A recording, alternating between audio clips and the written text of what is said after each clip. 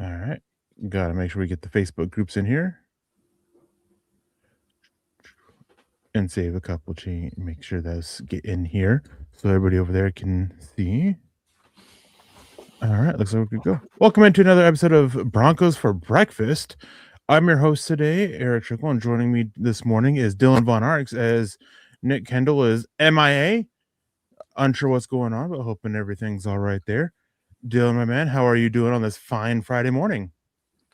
Doing fantastic, and I'm just super excited and anxious for tomorrow's game against the Buffalo Bills. It figures to be a pretty interesting matchup, especially looking just through all the factors in the injury report. But overall, very excited to watch some Broncos football this week. Yeah, I am as well. I am not gonna lie. I'm a little hangover this morning. Yesterday was my birthday and had some drinks last night, and so it's things are still a bit foggy. But I'm excited for tomorrow as well for this Bills game. And yesterday I was doing actually the last few days I've been getting a lot of not only behind the scenes draft work done, but doing a lot of preparation for this game. And I put out some articles, 2 articles that are 3 ways the Broncos can lose this game and 3 ways they can win. And the way that they coincide is actually kind of funny. And let me tell you what, even though the Bills are the 6th seed and the injuries, there are a couple reasons why Denver should really be, or at least the fans should be really worried about losing this one. Obviously, the team, they're going to go in with this a lot of confidence. And I got to just to get in right into it. The first one is tackling. Josh Allen is the league leader in missed tackles forced and broken tackles for a non-running back. James Cook is 6th in broken tackles and 3rd, I believe, in missed tackles forced, and Khalil Shakur is 3rd in missed tackles forced for wide receivers. They do a great job of forcing missed tackles and breaking through tackles. And with Denver's record over this, they had, I can't remember how many missed tackles it was off the top of my head now over the last 5 games, but it was like almost twice as much as they were their season average leading up to that point. Yeah, that's a pretty devastating stat line there, especially considering, like you mentioned, all the woes that the Broncos have had on defense, not securing tackles. We've seen it happen all over the defense at all levels, which is very disappointing, especially with how this season started and how dominant they are. And I just think back to the Jaguars game at Parker Washington, especially. He absolutely torched the Broncos, and he even taken short passes for bigger gains than they needed to go. So that's how this Bills team is going to get life, especially with all the injuries. Gabe Davis down, Shavers down as well uh, with a knee injury, so they're not going to be playing. You cannot let Josh Allen, James Cook, and Khalil Shakir completely break this game open. The defense is too good to let that happen. Now, they do need to shore up that tackling, or this game could break wide open and be quite embarrassing of a loss for the Broncos. And we have Donnie Herman saying, sometimes stats are the worst enemy. I get you're a stat guy, but let's not make it seem like the sky is falling. This is a winnable game. Close, yes, but winnable. Confidence goes a long way. I'm not trying to make it sound like the sky is falling or that, this isn't a winnable game. It very much is, and we're going to get into why Denver can win this game. I just wanted to get the tackling out of the way because that is one of the biggest reasons why if Denver loses this game, it'll likely stem from the tackling issues they had. You mentioned Parker Washington, where on 2 missed tackles, both by Riley Moss, he had almost 100 yards after the 100 yards receiving just after that. So it's definitely an issue for them, especially with, again, how big and physical this Bills offense is, or how quick they are in the case of Khalil Shakur in avoiding tackles and getting after it. Doesn't mean Denver can't win this game. Doesn't mean it's not a winnable game. It very much is. And it's just one of those things that you got to focus on. Adele Al Sanosi coming in saying, I worry about our defense. I worry about the tackling. That's why we started off with it. Outside of that, I don't have too many worries. I think they're going to be able to really focus in on stopping the run. And since I'm a stats guy, we can look at this. the Bills rushing offense. It's been a pretty good offense on the year. The Broncos defense has been a pretty good rushing defense. But ever since week 10, the Bills defense, they fell from first in DVOA to fourth. May not seem like it's that big, but it's the gap between first and fourth is bigger than the gap from fourth and like 10th or 15th or something like that. And then the Broncos offense or rushing defense, they went from third in DVOA to 15th, which is a smaller gap than the Bills gap that between first and fourth. Then it's a smaller gap than first and 15th for rushing DVOA. So pretty good sign there. But what makes it even more positive for Denver in that aspect is the Bills rushing offense comes through with heavy packages, which is where the Broncos defense has actually excelled. They've been one of the best rushing defenses in the NFL against heavier packages, which even during that downslide that they had ever since week 10, the bigger issue has come when teams are able to go light and continue to have that pass run diversity. And then with the injuries that the Bills have at wide receiver, they may not be able to live in that. And just got to give a shout out to Adele coming in from Brussels. This goes to show that, Broncos country, it's not a geographical location, but it's state of being, as Chad always likes to say. But yeah, their rushing offense against the Broncos rushing defense, as long as they can tackle James Cook, I think the Broncos win that matchup. Absolutely. And man, there's a good chance that these guys the Broncos, that is, really stack the box with how light the Bills are at receiver and kind of really press James Cook, really press Josh Allen from using his legs, because that's what it's going to come down to, is Josh using his legs and James Cook in the run game. And the Broncos kind of got bullied last time. Their defensive line looked light compared to the Bills, but you can't let that happen again. The running game is what we need to get going on our side. We need to get RJ Harvey going, because the Bills' rush defense is not so great. And while Harvey hasn't been great himself, that's something the Broncos are going to have to commit to. And as people always say, it's going to come down to the trenches. That's what's going to break this game open for either side. And the Broncos have to come out better than the Bills on that. Yeah, definitely. And I have a lot more to get into about the Broncos rushing offense against this Bills rushing defense. Because let me tell you what, if there is a game where getting a consistent run game going is important, it is this one. We'll get into why here in just a second. But first, we're going to say hello to some more people in the chat. We have Denver Luke saying, morning, I'm about to leave the airport to fly out from Salt Lake to Denver. Well, I hope you enjoyed the game. I'm assuming that's what you're doing. I absolutely love Salt Lake and area. I have a bunch of family that lives there. Man, make the drive. I did. Beautiful drive. Absolutely love it. But no, I understand flying it. It's a fun flight too. Short one. We have Ernie Mason, go Broncos country only. Tomorrow we go 1-0. Exactly. 14-3 doesn't mean much anymore now that you're in the playoffs. We have Perry West with a $20 super chat coming in. Thank you, Perry. We appreciate you saying good morning, guys. I'm worried about our defense this week, but hopeful the crowd can make the difference. Yes, and on this, make sure if you're going to be at this game, make sure you listen to what Sean Payton said. Be loud when they're in the huddle. That's when they are communicating. Be loud when they get lined up for the snap.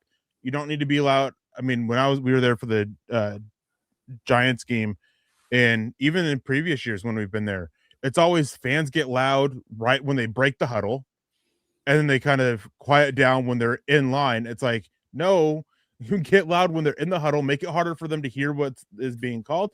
Then make it when they're getting ready to snap the ball, when they're lined up, get loud, then make it harder for them, try to get the false start. So make sure you're doing that. Make sure you're making it harder for them to communicate, making it harder to hear. David Vasquez saying play a really good zone and Broncos will win. There's been some issues with the Broncos running zone. Roy Osborne saying, hope you had a great birthday, Eric. I had a birthday. I'll just leave it at that. It was actually fine. There was a big fire actually across the river late last night, and I'm hoping that everybody that was there is okay. All the first responders are okay. It was a big enough fire that they responded all firehouses within the area, including firehouses that were an hour and a half away. So hopefully everybody's okay with that. Dave Asks adding, and disguise the blitz. That's not really Vance Joseph's thing, but we'll see. We have Todd Osendorf saying hello, Broncos country. Kirk Shaw saying hey guys. Mark Kennedy saying good morning. And we have Coach Chris with the $20 super chat. Thank you, Coach Chris. We appreciate that so much. Saying good morning. We need long, sustained drives to keep Allen off the field. And when in the red zone, we can't settle for field goals. We need touchdowns. I see Bryant having a huge game. Love the show, as you know. Hashtag Denver Broncos for life. Yeah, I mean, I've said this multiple times. The Broncos' issues over the last few weeks of having to settle for field goals and not get into the red zone, that is concerning, especially even when the offense was struggling earlier on in the season. The one thing that they were doing well was executing in the end zone and walking away with touchdowns and not field goals, only to see that flip. And I know that there's the popular theory about Sean Payton's play calling and him going more basic and more vanilla. Well, he kind of put a nix on that, saying that saying that he wasn't doing that. But that is definitely an issue. And those long sustained drives, that's part of why getting the running game is going, but there's even more to it. But keeping Allen off the field with how dangerous he is, how much he can will that offense to win and make big plays when needed, anything to keep him off the field as much as possible. You're exactly right. And this man, he was the defending MVP. He could beat you with his legs, he could beat you with his arms. And when a play seems dead, it's never really dead with Josh Allen unless he's taken to the ground. Now that's going to be a tall task for the Broncos, especially with the pass rush. Jonathan Cooper has only had a half sack since the bye. Nik Bonitto didn't have a sack for about 3 or 4 games up until they played the Chargers a couple weeks ago. And they need to find a way to get home. You've got paid these guys big money to hunt the quarterback and take him down. And I know Josh Allen is a different beast. He's a different animal, right? But there's no excuses. This is the time to be aggressive on defense and make sure Josh Allen's uncomfortable. He's banged up as well. It's not just his receivers. And I can't remember the exact number for how the Jags got after him, but they can be had. This is not the Bills team from last year. Obviously have to respect how great Josh Allen has been, but don't fear him. You have to get after him as a defense. Yeah, and Coach Chris also comes and says, I hate when they say Harvey isn't great. 12 touchdowns, one of the highest ranked back with explosive plays. Issue is the consistency and the success rate. I mean, he was in terms of success rate, which is that down to down consistency stat. He was one of the worst. He was bottom 5 in the NFL on the season for it. He did do a little bit better to close out the season, and he actually brought himself up from being bottom 3. Maybe he's bottom 10 now. But either way, he's near the bottom out of like 80 some odd running backs. So the 12 touchdowns is great. I'm not trying to take away from that. And he showed up big when needed as a receiver. He has really shown a lot of improvement as a blocker. It's just as a running back, especially after J.K. Dobbins went down, Denver needed him to step up to be that consistent top guy, and he hasn't been. And there's a reason why there's even a conversation going on right now from other sports media. We're not having this conversation, just to be clear. Other sports media that I've seen are having that conversation that if J.K. Dobbins comes back, who do you make inactive? And they're like, well, you don't make Tyler Bidet inactive because of blocking. I disagree with that. You don't make Jaleel McLaughlin inactive because he's being so hot running the ball. So you make RJ Harvey. Again, I disagree with that. It would be Tyler Bidet because J.K. Dobbins is a blocker. RJ Harvey's shown improvement as a blocker. And RJ Harvey has 12 touchdowns. He's still a threat in the passing game. He still can be a threat as a runner because of those explosive plays. You just need that consistency for it. Can't be as boom or bust as it has been, and it hasn't been a whole lot of boom for him really. Yeah, and Tyler Bidet adds nothing really to this offense. You talk about pass protection, that's all well and good, but every third down they seem to swing him out anyway, and he bricks the pass off his hands. So it hasn't been much of an asset this year, which sucks because last couple of years he's shown some signs of being a good back, but really hasn't gotten the touches, and when he has had the opportunities has failed miserably. And you talk about RJ Harvey, he is very inconsistent. Once you get to the red zone, he's been very good and catching passes, but you have to get to the red zone first, and you need to have more consistency out of your run game. You can't just trot him out there with his 2 point whatever yards a carry. That's just not what you like to see. So I'd like to have Jaleel McLaughlin see some more touches this time around, just because he seemed to do much more with the little opportunities he gets. And RJ's just not there yet. And I think it's a vision thing, which sucks. I know you and me, especially through the draft process, really harped on a vision as like a big thing that we are interested in. And RJ just doesn't really seem there quite yet, but hopefully he can get something going against this Bills rush defense that's not so great. Yeah, and I want to correct myself. I just finally was able to pull it up. RJ Harvey is 17th worst rushing success rate in the NFL this season out of 49 running backs that qualified for it. So that's better. He's got a better success rate than guys like Ashton Genty, Bucky Irving, Alvin Kamara, Woody Marks, Saquon Barkley, Travis Etienne, Ramondre Stevenson. But his 39.7 success rate is still below the league average of about 45%. But it has significantly improved earlier on in the season, about week, what was it, 13, 14, his success rate was under 30. So he's definitely showed improvement over that the last little bit. Bugmeister saying happy late birthday, Eric. Thank you. I appreciate that. Harvey's been a gem in the red zone that he has. Let's see. Anything else in here, or can we? Well, before we go on, we're going to just go ahead and get to our presenting sponsor for tonight. So, everyone, the playoffs are here, and Underdog is the best place to get in on all the action. It's time to get off the bench and in the game. Head over to Underdog. By the way, it's not just football, whether you're into basketball, hockey, or any sport in between. Underdog is the best place to get in on all the action all season long. Exactly. Playing on Underdog is easy. Just pick whether your favorite players will go higher or lower on stats like rushing yards, receptions, touchdowns, and more. Get your picks right, and you could win up to 5,000 times your cash.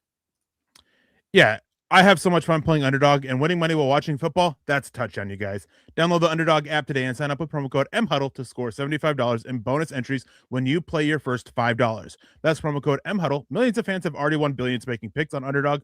Will you all be next? Be 18 plus, 19 plus in Alabama and Nebraska, 19 plus in Colorado for some games, 21 plus in Arizona, Massachusetts, and Virginia, and present in a state where Underdog Fantasy operates. Terms apply. See assets.underdogfantasy.com/web/play and get terms _DFS_.html for details. Offer not valid in Maryland, Michigan, New Jersey, Ohio, and Pennsylvania. Concerned with your play? Call 1-800-GAMBLER or visit ncpgambling.org. In New York, call the 24/7 HOPE line at 1-877-8-HOPE-NY or text HOPE-NY 467-369. And thank you, Underdog, for that. Well, it looks like we have Nick sitting in the background. It looks like he finally decided to wake up or hop off the pod or whatever the case it was. So is he looking to jump in here? All right. I am. Yep. I had a technical malfunction. My phone died. I have a cordless charger, and it was not set on it correctly. So I woke up naturally at 6:55, and I was like, "Oh, bleep!" Well, I shook Natalie. I'm like, "What time is it?" And God bless her, because she ran out of here as well. So kid was sleeping in too. So typically that's not such a thing. But yeah, phone was phone didn't charge, or phone died last night. So hopefully that is not a metaphor for the Broncos, being asleep for the beginning of the game here. But yeah, thank you for setting it up and getting it going. And we're here. So good to see. Man, I'm so excited for this game too, Eric. I'll just let you take the wheel, and I'll jump in, since I obviously missed the beginning part of the show. And here I am. Yeah, normally I make the bed too, but not today. Yeah, real quick, I just want to say, Coach Chris, I got the Death Star for Christmas. It's actually sitting out there, and got new shelving. So I'm working on moving Lego sets around so I can get the Death Star, have a place to put that. But anyways, back to the Broncos and the Bills game. Yeah, as I was talking with Dylan to start the show, one of my biggest fears with this Broncos Bills game is the Broncos tackling issues of late. I mean, you have 5 players who are over 10 missed tackles on the season. All of them are starters.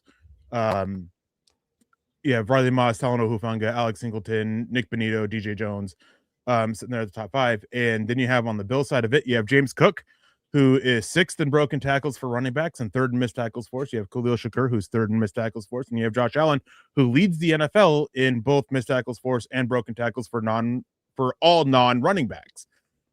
Tackling's important in this one. It's important in every single game, but against the Bills and how physical they can be, it's even more important. To that point, I think obviously the Broncos understand that. I mean, they have eyes. They're not dumb. And my understanding is on Monday they had one of the longest practices of the year, as well, one of the longest physical padded practices of the year. 3 hours, I think, is what it was, and the Bills only had a walkthrough as well. And what did the Broncos work for those 3 hours? I mean, obviously, there's probably some installation too, but it was fundamentals a lot. So obviously, that doesn't mean it's going to be fixed by any means, because sometimes it's more of, who you are as a team. Like coaching and practice can only take you so far, but I do think that they understand that that has been a problem and something that they're going to work on and have addressed as well. But I mean, for me, the biggest thing that scares me in this game, I'm sure you guys already talked about it, but the personnel has not changed that much from last year to this year. And last year, the Bills just simply leaned on the Broncos. So, I mean, Nik Bonitto is not bigger. Cooper is not bigger. Now, I don't know about Cooper. He's been cheating a little bit on some of his edge setting, but the Bills simply just leaned across on the Broncos last season. They were washing them out. So I will be really curious. I mean, the Broncos obviously have watched. I'm sure they've obviously watched that Bills game from last season where they were assaulted on the ground. I mean, just like it was literally like, we know what you're going to do and we can't stop it. So hopefully they have a little bit more ability to stop that, because I don't know if the Bills can move the ball consistently through the air with their wide receivers right now, especially with explosives. So I think it really is going to come down to, can the Broncos, I mean, we talked about it a lot on Monday, but can they stop the run? Because if the Bills' size advantage that they had and the talent they have in the run game, it's going to be hard. And I think the key factor in this one that can maybe limit some of those big runs that were the successful runs from the explosives, you have healthy linebackers now relatively, but like last year it was Stranad and Barton, as well as having Hufanga. That changes things a lot, but at the end of the day, it's going to start with the defensive line and their ability to make those runs be 2 or 3 yards rather than 6 or 8. And if they can do that, they can win on first down. Everything falls into place. But if they're getting pushed back and beat up front with the run game, which the Bills are obviously going to lean into, anything can happen. Yeah. And I'll say that one thing that Denver has going for them, the personnel is largely the same outside of Hufanga and Greenlaw, is DJ Jones probably just had the best year of his career as a run defender. Malcolm Roach as well. Zach Allen, John Frankenmeyers, all 4 of those interior defensive linemen, I think, are coming off the best year of their career as run defenders. Alex Singleton, he's here. He wasn't in this game last year, and he's a key contributor in the running game. And then you have Jonathan Cooper, and it has been a concern, but I think his concerns have been more so with his pass rush lane discipline instead of more so than run lane discipline. And then you have Nik Bonitto on the other side, who is still who he is. He's just an opportunistic run defender. But things are pointing in the Broncos' direction to have success there because of those injuries at wide receiver, being able to really sell out to stop the run and forcing them to go something to try to figure out something different. And good news for Denver is that they're actually better when teams go into heavier packages. They're better against the run there, and the Bills love to run out of heavier packages, especially with Jackson Haas, the rookie tight end, who we both wanted in the draft last year for his blocking ability. But he's in addition for this rushing offense that still gives me some concern with the Broncos' ability to stop the run game. And that's one thing too about this is it's not like you're in a quagmire, if you will, about what personnel and run fits coverages to use, because they're explosive on the perimeter or they can spread you out and run it. They're going to run 12, 22, 13, a good bit, because they only have 3 healthy wide receivers. And outside of Shakir, they're not that good. I mean, Shakir's kind of a hybrid wide receiver tight end with how they use him in the slot and how good of a blocker he is.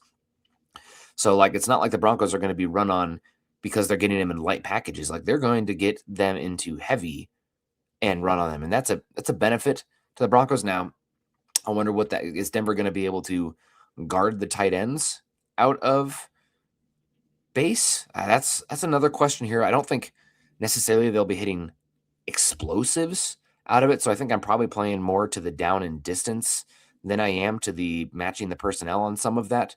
Personally, just thought right now, I'm curious if you have any, if you're against that as well. But if it's obviously like 3rd and 6 and they come in 12, like we're matching with nickel. But if it's 1st and 10, we're going to have to trust our coverage guys, and we're going to be playing base because we have to stop the run. So it's going to be a real interesting matchup for the Broncos. I would be really curious, and I haven't heard anybody talk about it, just how much they have reflected on last season's game and how that went, and if they learned anything from that. Because I know the game was like on the scoreboard close for a while, but like the Bills were beating the Broncos butts. If you look at like the success rate between the two, Denver couldn't do anything offensively after that first drive, and the Bills were moving the ball at will. Now, low possession game, score can be close. So it could be the other way for the Broncos in this one. They're beating them and it's close, and they should be. I mean, we've seen that the last 2 weeks, right? Like the Broncos are beating the heck out of them. The score is still close. So we'll see. It'll be really, really interesting. We got Todd coming in asking about his Sanders back. I know he was activated. Was he officially activated? I thought his practice window opened along with Kroll, but they haven't taken him. They haven't activated him off the practice window. Yeah, this is one where the terminology is really annoying to me because whenever they open the practice window, it's always they were activated off injured reserve. They have their practice window open. They are not active. They are both out for this game. And from what I understand, Kroll has a chance to, if they advance to the championship game, Kroll has a chance to be an input player for there. Sanders is just kind of activated just in case of emergency kind of situation where if they suffer an injury, if Greenlaw suffers a setback with his hamstring, I think is what he's dealing with right now, or Karine Reed suffers a setback with the hamstring injury he was dealing with, then they have Drew Sanders' practice window open to where they can activate him off that. But I don't think he gets activated outside of that. And his practice window ends right before the Super Bowl. So that's kind of what they're looking at there with him. So I don't think that it's a guarantee he's back and fully activated off injured reserve. They just kind of open that practice window to give themselves their options. Yeah. Well, gosh, we hopefully won't need Sanders, but as you mentioned, I mean, you have injuries happen, and he's probably better than activating one of your undrafted free agent rookies, maybe starting there at linebacker. I mean, he's been in this system 3 years now, so we'll see. And then Kroll, I mean, he's the world's best OTA player, so you got that going for you if he does come back too. But again, probably fourth on the depth chart. I mean, it does offer you a little bit more, I believe, in the pass game than maybe somebody like Atkins, maybe a little bit more athleticism than Troutman at this point as well, but he's more of a red zone kind of weapon, I think, at this point than anything, just because of the size and some movement skills, but not a good blocker, a little bit linear, not as athletic as Ingram, but in a bigger package. So we'll see. The real one to keep an eye on here, I guess, injury front. I'm not sure if you and Dylan talked about it. Again, thank you, Dylan, for hopping on and taking the wheel there for a little bit. But the real injury news, Eric, is obviously J.K. Dobbins. He is not back yet, but he had been doing work on the side in their last practice. So that is the first time I think anybody's seen him actually on the practice field. So that's a good sign. Now, if the Broncos do beat the Bills, and don't want to put the cart before the horse because this is a monumental challenge in front of Denver to even get to this point, but I think he will be activated for the AFC Championship game, but I think you're probably talking about 5-8 touches, maybe, like very, very small. But that's the vibe I'm getting right now, is that he actually will be for the AFC Championship game if they get that far, but it'll be just a super limited touches. I think if they had a realistic shot at the championship game, his practice window would already be open. You think so? Okay, Yeah. I mean, that's a good because call. I mean it's the next week, so get him in there, being able to get him out there and practicing a little bit more. It is a good sign. I wouldn't be surprised if they open his practice window next week, and if he does well, obviously he has that chance of being activated. And I think it could also depend on how the run game does this week. They might, try to push him out there a little bit more for even just a handful of carries. I still think it's less than 10% chance he's out there for the championship game, which is about where I was. It's definitely more of the Super Bowl than anything. But we have Coach Chris, since we're talking about players coming off of injured reserve, with a $20 super chat saying, correct me if I'm wrong, but the Broncos can only bring back 2 players from injured reserve in the playoffs. I assume they are holding one for JK, who would be the other. That means Wattenberg, Sanders, and Kroll would be out, correct? You are actually incorrect on this. So how it works is during the regular season, they get their 8 players that they can call up off of injured reserve. Any that they don't use carry over to the playoffs, and they get 2 extra. So you end up basically getting 10 if you make it to the playoffs. So Denver has only used 4, if I remember correctly, maybe 5 now. So they still have another 5 that they can still use for it. So they still have plenty of it to get all of those guys back. Unfortunately, we also got confirmation that Brandon Jones is done for the season. Right? I don't know if we've had a chance to talk about that, but Sean Payton, I would be said that he'd be surprised if he came back this year. So definitely not. But Luke Wattenberg sounds like he will be back for next week, most likely. From some things that I've seen, some conversations I've had. J.K. Dobbins, we were just talking about. Sanders and Kroll. I think there's a good chance Kroll is back next week, just because, to jump back into that, he offers more as a receiver than Atkins and Troutman, and even though he is a terrible blocker, he offers more as a blocker than Evan Ingram does. So he kind of offers just a little bit more in that Ingram role, where Ingram has obviously not lived up to expectations.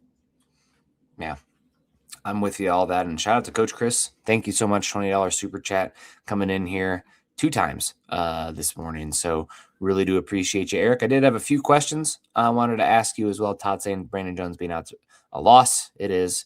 Good thing PJ Locke is not on the injury report. So that's good to get him back. We got Ozark coming in and I'm fixated on Troutman's blocking during screen passes. It's non-existent. I don't see it getting better versus Buffalo. I mean, you don't have to, you come to the right place, especially for Eric, for being frustrated at Troutman. Yeah, they need a wide tight end to update it. I don't know if you saw, like, Dallas Goedert had like 3 touchdowns in this playoff game or something. I was like, yes, give me, I know he's older, but like 2-year contract, bring in Dallas Goedert or Njoku or something like that. Just one of those guys that can actually function at a Y while still bringing a little bit in the pass game. I mean, even Sean Payton took a dig at Troutman in the end after the regular season, saying like, you needed 5 more catches. You average that in a year, paraphrasing. But Eric, I did have a few questions for you as we're starting to wrap it up here. I'm sure it's stuff we've talked about before, but I wanted to get your take on it. So if the Broncos win this game, who's going to be the MVP of the game for the Broncos, assuming they win? Okay.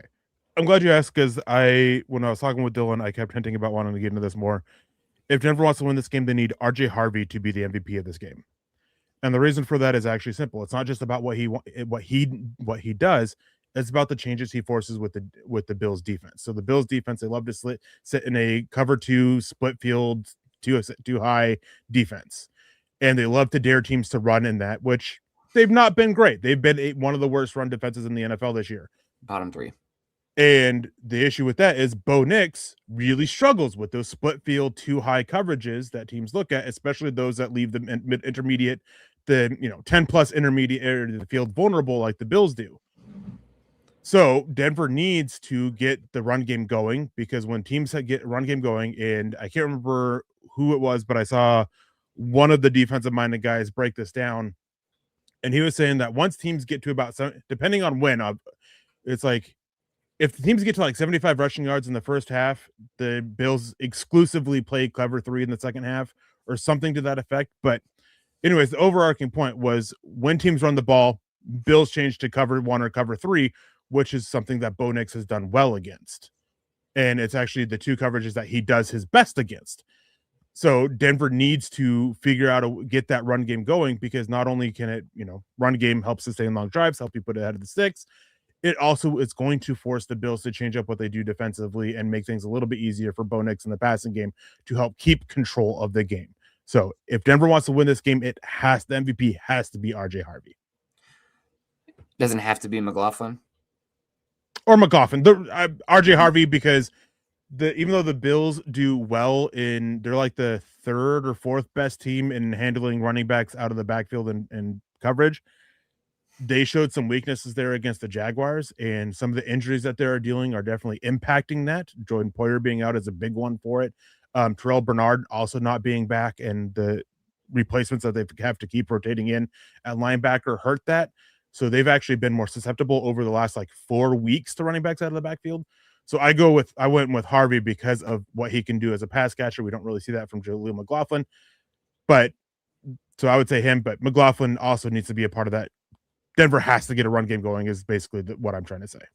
I gotcha. Yeah, for me, I'm going to go with addition, changing the math for the Broncos, and Hufanga being the MVP. I think he's finally going to come away with a turnover in this one, and I think he is going to deliver some pain. I don't think the Bills are going to be able to work the ball vertically as much, given the type of weapons that they have. So that means the Tasmanian Devil, as he plays out there, and Hufanga has a chance to really make some splash plays.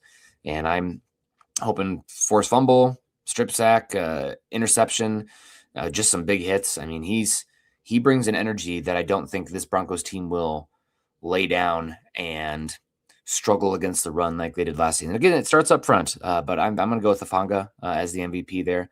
What is your Broncos' biggest concern in this one?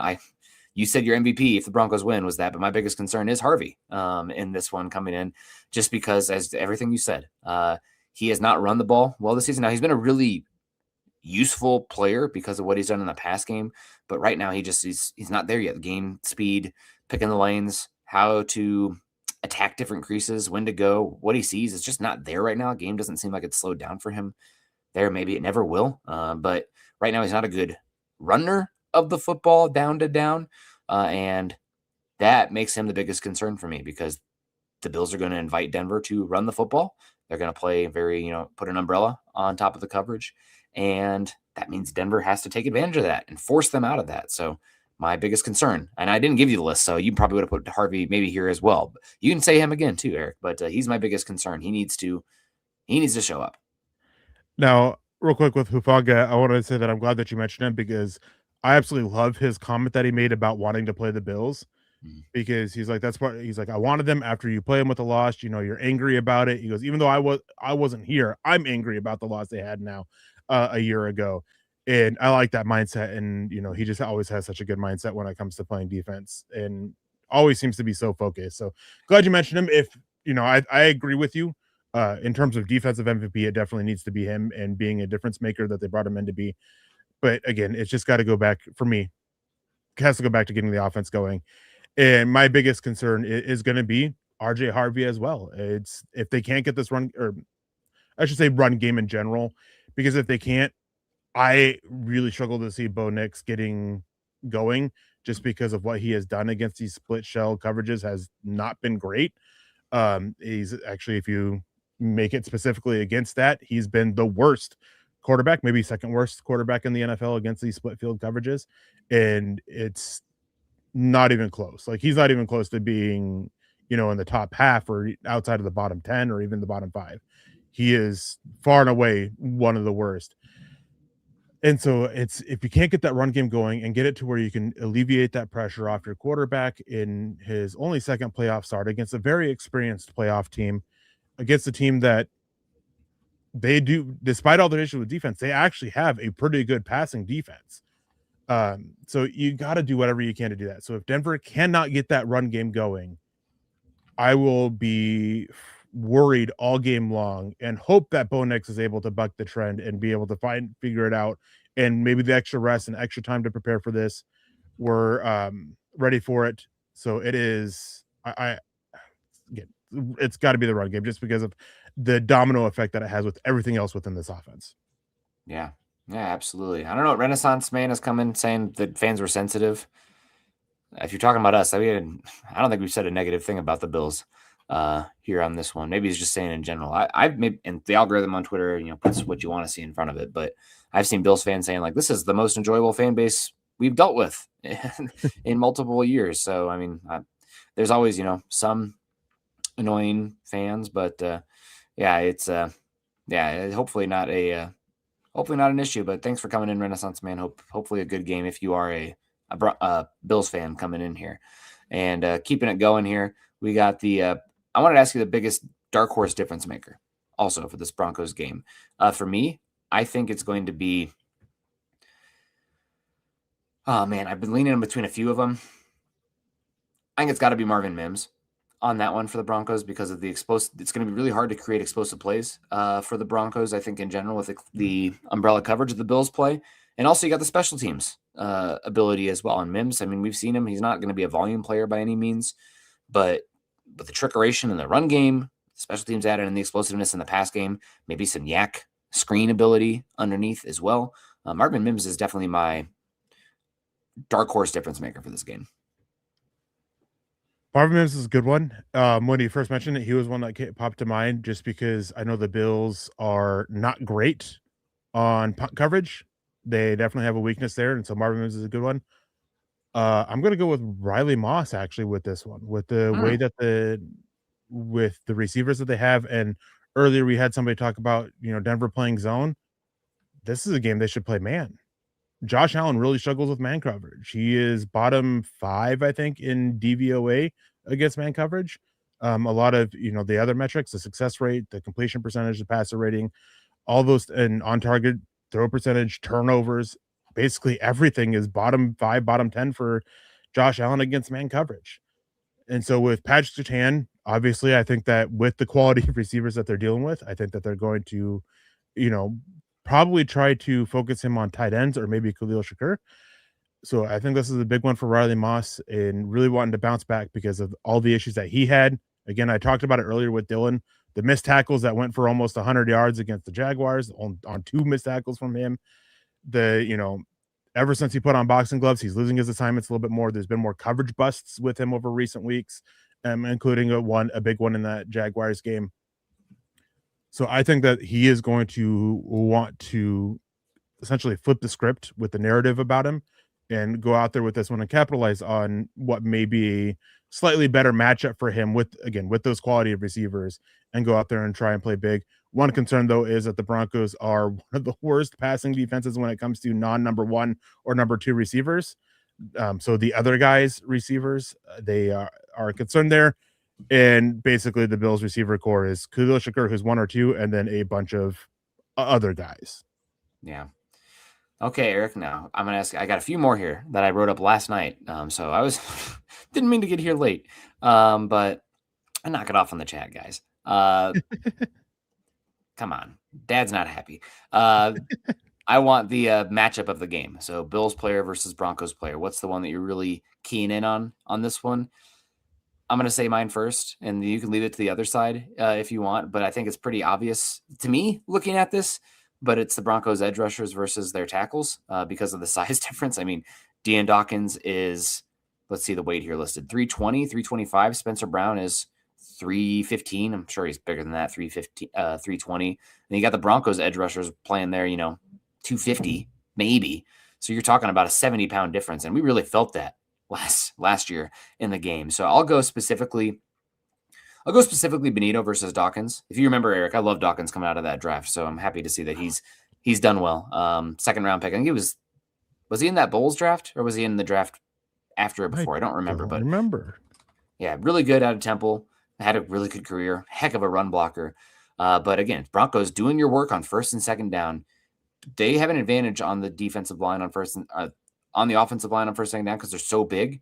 But I do think that if you can win those early downs, you can do some exotic stuff on third and long and get after them. I don't know if you remember the Falcons-Bills game this season, but the Falcons are lighter as well up front. I don't know if they have a guy over 310 pounds, and they're very blitz-oriented, and they beat the absolute heck out of the Bills, but they did well on first and second down, and Cook still got some of his, but they were really able to game up some matchups for the pass rush and get after Allen. So I'm going to go with Dawkins versus Bonitto. I could have just as easily gone Brown versus Cooper, but I think that is the key matchup of the game.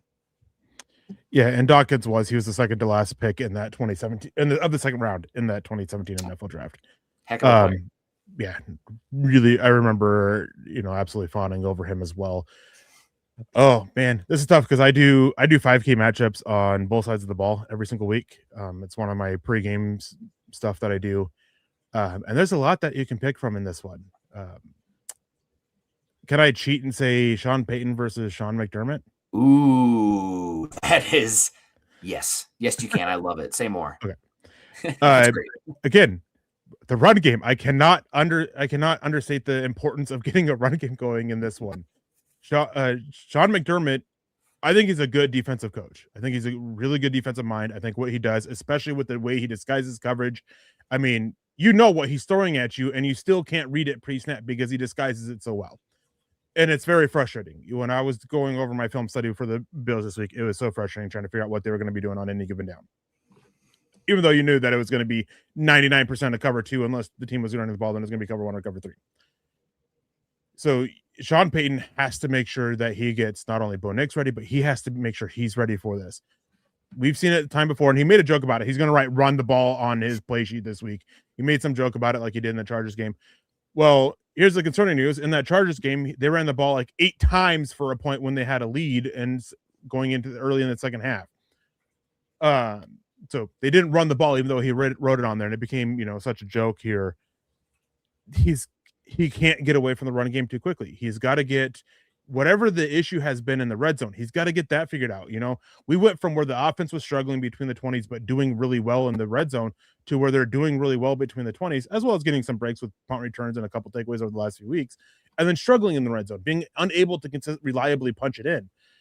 He's got to figure that out. There is so much for him that he's got to figure out with this offense, with their, not just, the play calling issues that he started to show, but the execution errors that are going on, and figuring that out. Going back to the run game here, the Bills, the two types of runs that they do the worst against, they're bottom 5 in both these: man blocks and outside zone. Those are the two that the Broncos run the most, and they run them quite well. So then, again, run the ball, help out your quarterback, and then when it gets to the passing game, make sure you have your quarterback coached up on how to read the defense, what are the keys, and making sure that you're calling the plays to properly attack them based off of what coverage they seem to be going, and look into their tendencies. The tendencies, what they do against the run, and how they change up their coverages based off that. I love it. One final thing, we haven't talked about him hardly at all, but it's probably the most important thing for the Broncos. We just need to talk a little bit of Bo Nix. So what is the one thing that Bo Nix has to do in this game for the Broncos to win? Obviously, unless he comes out and plays like that Packers game, the discourse around him is not going to dramatically change, I wouldn't expect. But still, he's the quarterback. He probably is the most important factor of this game. Like, if he plays like he did against the Packers, Denver probably has enough talent advantage and healthy enough to beat the Bills. But I want to hear what you think about Bo Nix. What's the one thing that he has to do in this game, or walk away, like, statistically, like, he did this, Denver wins? I know it's probably easy to say, not turn the ball over. That's an easy one. Let's not lean into that one. That's obvious. I think there's two things. Okay, good. The intermediate middle part of the field, especially against the split field coverages, because the Bills leave that pretty much wide open, and it's only gotten worse with the injuries with their separate linebacker, and use his legs. The Bills are averaging almost 10 yards per carry to quarterback scrambles because they just don't account for them, and it's consistent. Even if they are playing quarterbacks who use their legs a little bit more, they just do not account for them once they get out of the pocket. They don't make that shift with their defense to take that in consideration. It's like 9.3 yards per scramble average on the season against them. So use his legs when he gets out of the pocket. Don't be afraid of it.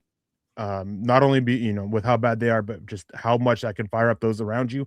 So if the Broncos are struggling on offense, turn to your legs, help use that to motivate other people. Be smart about it, of course. Don't put your body at risk. Don't take the unnecessary hits. So I think those are the two things that we really need to see out of Bo Nix with this one. Use those legs, especially when the opening is there, and attack the intermediate of the field. If the run game can't get going to where they switch up their defense, you got to be able to hit the intermediate of the field. Earlier, I think it was Coach Chris came in with the super chat talking about a big game for Pat Bryant. I think this could be a big game for Pat Bryant because of what he can do in that intermediate area of the field, and Cortland Sutton as well. I love it. For me, Bo Nix's ability to convert on third downs and keep the offense on the field is going to be key now. Granted, probably more important what happens on first and second down in general from the offense, but Bo Nix, we've seen the last few games, his ability to use his legs and be an athlete in space. And the Bills right now, I mean, they're not the best at the second level. I mean, you have Matt Milano, but was he an all-pro ever? He's a decent linebacker, but he's had injuries a little bit. And then you have Shaq Thompson, who actually showed up on the injury report this week playing out that linebacker as well. So they're speedy, but they're small. So I'm hoping that Bo Nix, with his athletic ability and some space, can shrug off a few tackles at the second level. Now, obviously, you want to protect yourself, but there's going to be eyes on the quarterback with the defense they play.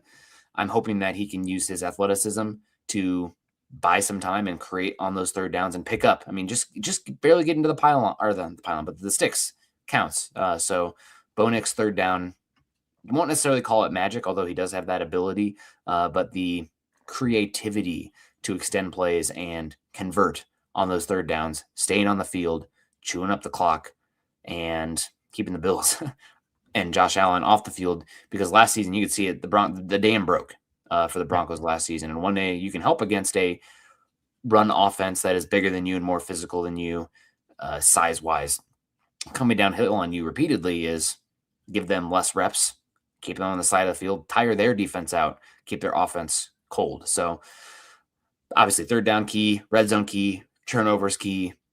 How are they going to manage to create explosives in this one, Eric? I do worry about that as well. I mean, I trust Sean Payton, but with how the Bills play, can you run the ball well enough to get them out of defenses where you can then hunt explosives? It's going to be such a chess match, but a lot of fun. Thank you guys for holding down and setting up the show as my alarm failed to go off. Phone's still dead, so hopefully my wife isn't texting me like crazy. But I'm your guys here for the next 2 minutes as we read us on out.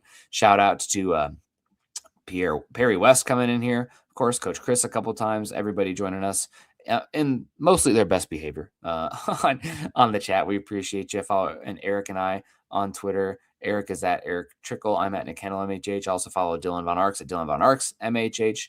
We're over at Mile High Huddle. You can follow us at facebook.com/Mile High Huddle and facebook.com/Mile High Huddle pod. And as that ticker shows there underneath, number one way you can help us, other than super chats, of course, and becoming a member, is subscribing to Mile High Huddle over on YouTube, liking the show, and sharing on your social media platform. Click those thumbs up, all that good stuff. Hopefully everyone has a good weekend. Enjoy it. I guess I'm kind of glad the Broncos play the first game Saturday, because we don't have to have the anticipation of like waiting. Like, it's just like, let it happen. And also if Denver wins, maybe it's a slight advantage. You get one extra day versus what's probably going to be a pretty physical game in Houston, with Houston versus the Patriots. But got to take care of business at home first. Got to take business at home.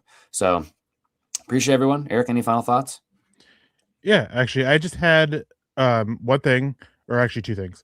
One, I mentioned Nick scrambling in the Bills defense, 9.4 yards. It's 2 yards more than the second lowest. That's how bad the Bills are against that. And second one, I just wanted to get your opinion on this real quick. It doesn't deal with the Bills game, but it deals with coaching staff stuff. I know you and I, we've talked privately about this, but there's a lot of talk about Jim Leonhard and Vance Joseph both leaving the Broncos this year. Either Jim Leonhard following going to Dallas or going to the New York Giants. He seems to be a finalist to be Harbaugh, John, whichever Harbaugh it is. I can never remember which is which. Be his defensive coordinator there. Are you worried at all about Denver potentially losing both these guys? I'm not potentially worried about Denver losing both. Now, would it be somewhat unfortunate? Yes, but there's a lot of good defensive coordinator talent available, and the Broncos have a lot of defensive talent and a pretty well-run ship. Now, maybe some people would be deterred by working with Sean Payton, but I mean, we've seen he's had 2 defensive coordinators now rise up to become head coaches, and he had a type of defense that he wanted to run, and he listened to Vance Joseph and his defensive staff and allowed them to change it following that 70-20 Miami loss 3 years ago now. Yeah, 3 years ago. It wasn't last year. So I think that, whether it be, obviously a lot of people are talking about, Morris, from Raheem Morris potentially being an option. You got Anthony Weaver out there. Patrick Graham was fired, but I've really liked what he's done with very little talent pretty much everywhere he's gone to. I'm sure there's a few other names that I'm missing as well, Eric, but if you ended up losing both those guys, like I don't think Denver lets Leonhard walk out the door unless they're okay with letting Leonhard walk out the door, assuming Vance Joseph gets a head coaching spot. And there's other defensive talent available. So we'll cross that bridge and worry about it when we get to it. But Denver, I think, is going to be fine there. And you're going to have a little bit of turnover and change anyway, with VJ leaving and probably taking some coaches with him. So we'll see. But I'm not necessarily worried about it. Yeah, I'm not either. In terms of Jim Leonhard, the sense I've gotten is that he may not be the in-house favorite to replace Vance Joseph anyways. They definitely like him and they definitely want to keep him around, but I'm not sure it was necessarily as defensive coordinator, not yet anyways. Definitely a lot of defensive guys out there. I'm glad you mentioned Patrick Graham. I would absolutely love him with the work that he's done there with the Raiders, and how infuriating he can be. One name that I've seen, and I've seen conflicting reports on this. I've seen somebody say that his contract was only 1 year. So when his team gets eliminated from the playoffs, he can be a potential defensive coordinator candidate. I've also seen Denver potentially trading for him as a defensive coordinator if his contract's not up, and that's Dennis Allen. I hope to God it's not a trade if they do want to go that way, because trading for a head coach is fine. It's worked out well for Denver. Trading for a coordinator, hard no on that one. Yeah, dumb. Although I will say, if there's a year to do it, it's this draft. Because this draft is pretty stinky. I think right now, whoever Denver is going to be picking at 26 through 32 range is probably somebody that would have gone like 50 last season. Yeah, like it's the mocks are always going to be like, God, I don't know what to do. I hate all of the options. But you know, it is what it is. We trade down. Yeah, or trade for a vet. God, yeah. That's the move. But appreciate everyone. Have a good rest of your day. Man, it's here. I'm nervous. I'm excited. Eric, it's frozen on a really good face for you too. You look like you're just like, oh, okay. Well, now you're back, but you look like you're really enjoying what I was saying. So that's great, as normal. But appreciate everyone. Have a good rest of your day. Beat the Bills. Go Broncos.